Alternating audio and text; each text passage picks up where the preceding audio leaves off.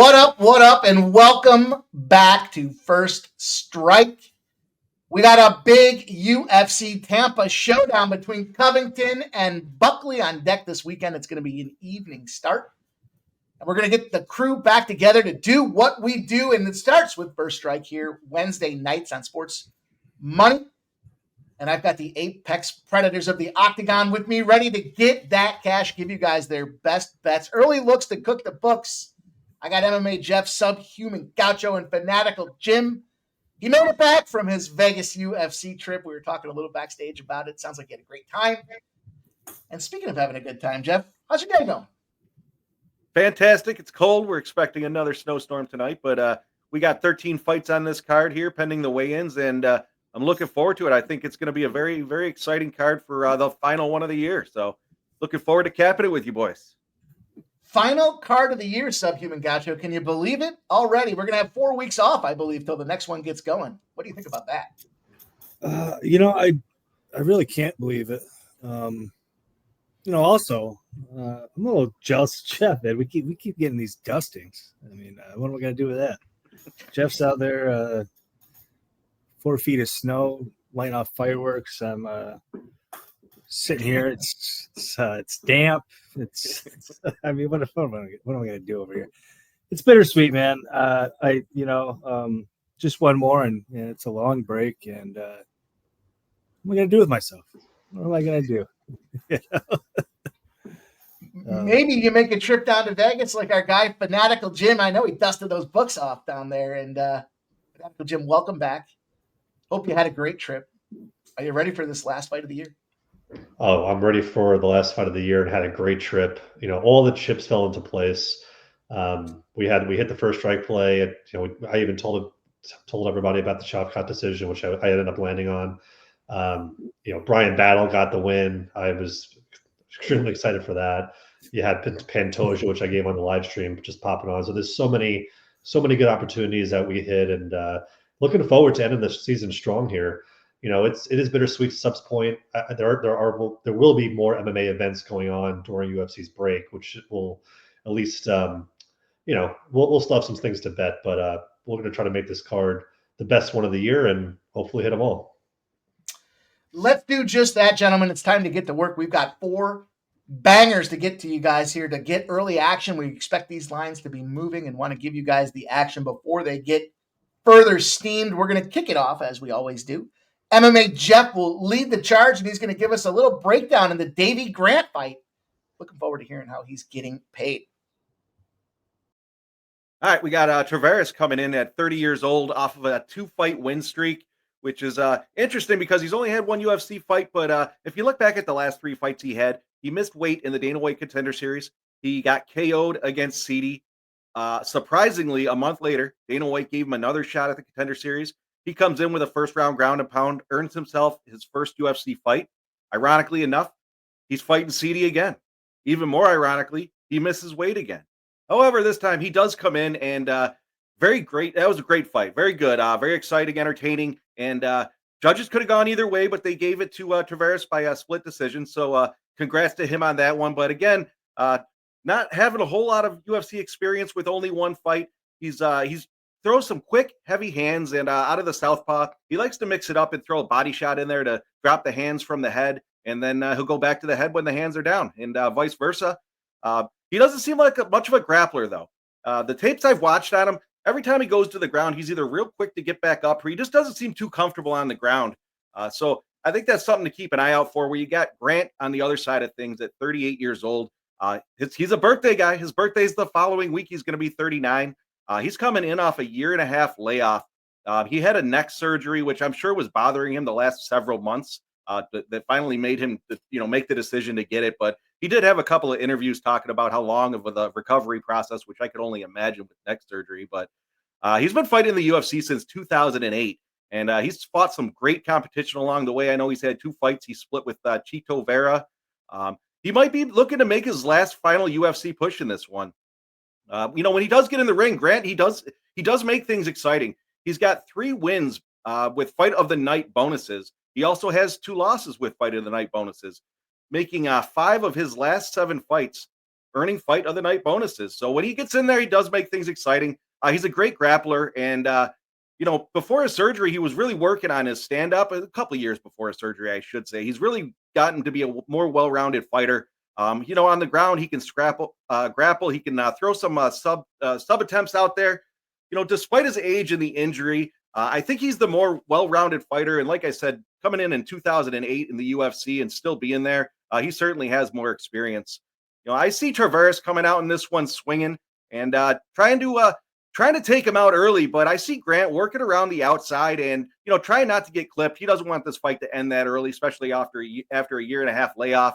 But I see Grant taking a couple of shots, eventually getting one, and I think that's gonna be his path to victory. Just keep shooting, keep taking him down. Let Tavares burn himself out. Give me the more experienced fighter with his last potential UFC run. I'm rolling with Grant in the over 1.5 at plus 140. I snagged that over at DraftKings. One note I do want to make about this: Grant did start out as the dog, and he's now either a pick'em or a favorite. If you're going to take that, I suggest taking it early because I see that line moving pretty. I see it moving pretty good here as we get closer to fight time. But yep, Grant and the over 1.5 at plus 140 is my official play, and I'm excited to hear Sub talk about Miles John versus Lima. Sub, how are you playing this one? All right, well, thank you very much, MMA Jeffrey. This is a fight that I'm surprised by the line. I'm going to say the word here in not so long, a couple times. Let's first talk about Felipe Lima. This guy I've had my eye on for a long time. Love this kid. I call him a kid. He's a young man, but he still is it. Early 20s. I mean, he's a bit of a baby. Extremely well-rounded. Really sharp BJJ. I like what I see out of his stand-up. He's good in combination. Good pressure, volume, cardio. Lot to like about Felipe Lima. I cashed out him as a big dog in his final fight before coming into the UFC, and once more, first fight in the UFC, short notice, he goes up a weight class against Nemov. Cashed on him there. Biggest, I think it was my biggest long shot of the year. Lima sub, it's around 10-1. Sub round 3, 50-1. I mean, 50-1. This guy, he's made me boatloads of cash. Really adore him.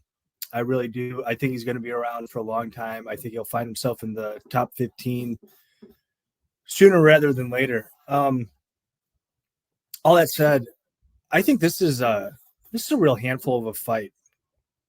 Miles Johns, veteran of the UFC, he's done pretty well here. Got finished 2 times. With that exception, he has been 6-0. 6-0. He's never lost a decision in his entire career. I like this fight to go to decision. I don't think that line is wide enough. It sits around minus 200, minus 225, depending on what book you're looking at. I think it should be minus 300 or 400. I think the decision here is 75 to 80%. And I think this fight plays out very close. And that is kind of why I have to be with the dog here. Miles Johns, he's a hard out, really difficult guy to contend with. We talked about Lima's volume. Johns is a hard guy to throw an awful lot of strikes against. Big power. He throws single shots. I don't love that. But big power. And he tends to force people to fight on his terms. In this case, Lima's not getting him down. I think Johns could end up on top. I think he could also end up pressuring him against the fence. I think Johns wins a lot of minutes here, and he sneaks through likely with a decision. So for me, it's kind of a no-brainer. I think this line is way too wide. Should be pick-em-ish. Maybe a slight lean to Lima. I could see it 50-50, you know, where I'd align it. So have to be with Johns here. I haven't consulted with Jim, but I think this is a spot where maybe even look to the +3.5 on Johns. I don't think Lima finishes him. And I think Johns wins at least one round. I think he wins two. That's why I have to be on the money line spread. So -110. But give me the dog here. Give me the dog on the +2-1 money line. No brainer. No brainer. All that said, we got a fight here. My guy, Mikey Money, is going to break down Michael the Menace Johnson versus the Bulldozer. And Azaitar. Excited to see where he's going with this. Going to be a fun one. Johnson, Azaitar, definitely going to be a fun one, Sub. And we're going to have a lengthy battle at hand. You know, first glance with these two guys, you know the spot I'm looking at here, and I'll talk about it now. I'll give you guys, the cat's going to get out of the bag here. First glance, these guys are light heavyweights. They're going to stand and bang, and it's going to be over in the first round. But not so fast. Let's take a look at these guys. Michael Johnson, you know, certainly I could see the reasoning. You know, here's a guy that does like to KO. He's been knocked out. He got knocked out 2 fights ago, a year and a half ago. 3 of his last 4 fights, however, have gone the distance. And he's getting old, 38 and a half. He's going to be 39 soon. Yeah, definitely a situation where I think we're starting to see a little bit of the ring wear on this guy. And yeah, you know, when he goes to decision, it's a coin flip. You know, sometimes he wins, sometimes he loses. He is off of 2 of his last 3. Again, both decision victories. But, you know, let's not forget 2.5 years ago, he busts out on Alan Patrick, knocks his ass out, counter left to ground strike. So he's an agile guy. But again, the age wearing on him, I do believe will be a factor. Huge consensus from the folks at Tapology that this guy is going to be the KO specialist here. On the other side of things, you look at Azaitar, not sure I can figure out what's going on with this guy. Is it going to be his last fight? What makes me kind of question that? Well, look at the frequency in which this guy fights. He's like a once-a-year type of guy. He had a 2-year layoff in between as well. And KO. Either he's knocking out or he's getting knocked out. At 35 years old, again, coming off of back-to-back knockouts. I always think the mentality with these fighters is, let's get some time underneath us. Let's get our feet back about us. Let's get that confidence back in the ring. Then we move to phase 2, which is let's figure out how we strategize to get the distance on these opponents. Then we move to phase 3 is let's execute our game plan. But by the time we get there, I think these guys are gassed. Again, elderly side of things here, not a ton of ring stamina behind them. And yeah, the first perception, we're going to see KOs. We look at the history between these guys, it makes a ton of sense. But we get down past this first round and even into number 2, I think these guys gas out. I think they're going to have a tough time hitting each other hard enough to knock each other out. The glove factor will certainly be a contributor as well, but I had to break this one into the fact that this is the spot. I think everyone wants to see KO. Everyone's expecting KO. You look at the line, the juice is on the over 1.5 rounds. And that tells me this has got to be that fight goes the distance at +165. I'll probably lean to a little Azaitar spot there as well and take the big score for him to win by decision. But for now, we'll start off. We'll take the fight goes the distance between these light heavyweights and see if we can't get this +165 home for the victory. He's back home, ready to give us a victory. Let's toss it to Fanatical Jim. Break down the last fight for First Strike for us here. The last fight breakdown in First Strike of 2024. And the honor is my friend Fanatical Jim's. Oh, well, thanks, Mike. You know, and we have an exciting fight here to end First Strike and also really end the season for UFC. And it's Daniel Marcos taking on Adrian Yañez. And, you know, this is an interesting fight because they're essentially the same type of fighter. They're both the same age, 31 years old. They both have the same reach. They're both the same height. They both have the same fighting style where stand-up boxers, stand-up fighters, where they throw a lot of strikes. They do absorb a decent amount of strikes as well. And they want to stand and bang. So when I look at, if we want to start with Yañez's resume first, you might see Yañez and say, wow, this guy, knockout artist. I mean, first round win, second round win, first round win, all knockouts, first round, second round. But look at the guys he's fighting. Victor Rodriguez out of the UFC. Gustavo Lopez out of the UFC. Randy Costa, Tony Kelly, out of the UFC. Davey Grant, he went to split decision. Davey Grant, Jeff just broke down earlier. And that was a pretty good fight. He didn't win, but it was a very close fight. And Vinicius Salvador, who he just knocked out a few months ago, he just got cut from the UFC. So he's first one, you could say, UFC caliber fighter since he's been here in terms of getting a win. When he steps up in competition, this guy, he versus Rob Font humbles him. He knocks him out first round. You would hope from that experience that he would learn something, right? The next fight, he versus Jonathan Martinez. Jonathan Martinez does what he does. He legs kicks him to oblivion.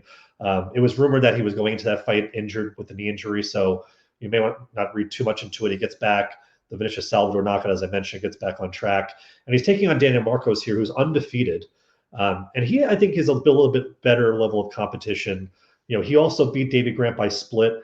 You can make the argument he lost that fight. Actually, I'll make the argument he lost that fight because I think Davey Grant actually did win. But he had a really good showing against John Castaneda, which was basically a pick-em. And now he's coming in here as a slight favorite against Adrian Yañez. However, I'm not on his side here. I think, like I said before, I think these are very close fighters. I think Marcos may have the edge slightly just because of his striking defense. He is able to avoid a lot of strikes, especially power strikes, use his footwork, and he has grappling. Now, he hasn't shown it a lot. I'd be interested to see what the line is on when the props open up on takedown, because I do think Marcos might attempt one here, especially if Yañez is getting a little bit more aggressive in the pocket. However, I think these two fighters are tough. And when I assumed when this line opened up that a go to decision would have been around a -150, -160, I saw a +100 and I jumped on it. So my last first strike play of the year will be this fight to go to decision at +100. I think these fighters are incredibly tough. I think Daniel Marcos has proven, that he is a very tough fighter. He can take a lot of strikes. He's one of those Peruvian fighters, right? These guys, they can take a lot of damage. They can step and bang, and they're not going to be afraid of a guy that's going to throw power. And I think Adrian Yañez, I think he's learned from his mistakes. I think he has good footwork. He has good boxing. I don't think he's going to get trapped with Marcos and get caught. And quite frankly, I'm not sure if the amount of volume that Daniel Marcos is going to throw, that's going to potentially affect Yañez in the spot. And like I mentioned before, I think this fight comes down to the wire. I think that Marcos may have to pull out a takedown. He may have to, take all the tools out of the toolbox to get Yañez out of there. But I do lean Marcos' side. I'm just not going to bet it. So for the purpose of first strike, I will be taking the fight to go to decision at +100. So with that being said, Mike, if you want to recap the last first strike of the year. Great job, gentlemen. It's going to be a lot of fun to get after. This is going to be the Christmas payday for us here. We got to get after it this holiday weekend and pay for these holidays that we have coming up. And I know we're the right crew to do it. You guys know the deal with First Strike here. We'll be back in the new year. We might find something, the first holiday or something that we can throw out there in the meantime, because I like to hang out with these guys and try to give some of our best bets. And we appreciate you guys taking the time to watch this video. Make sure you hit the thumbs up. And, of course, make sure you subscribe to Sports Money. On behalf of the crew here, on behalf of all of the Sports Money team, thank you guys. Good luck with your wagers, and make sure you catch us on Saturday for the big final UFC Tampa 2024 event. We'll see you there. Take care.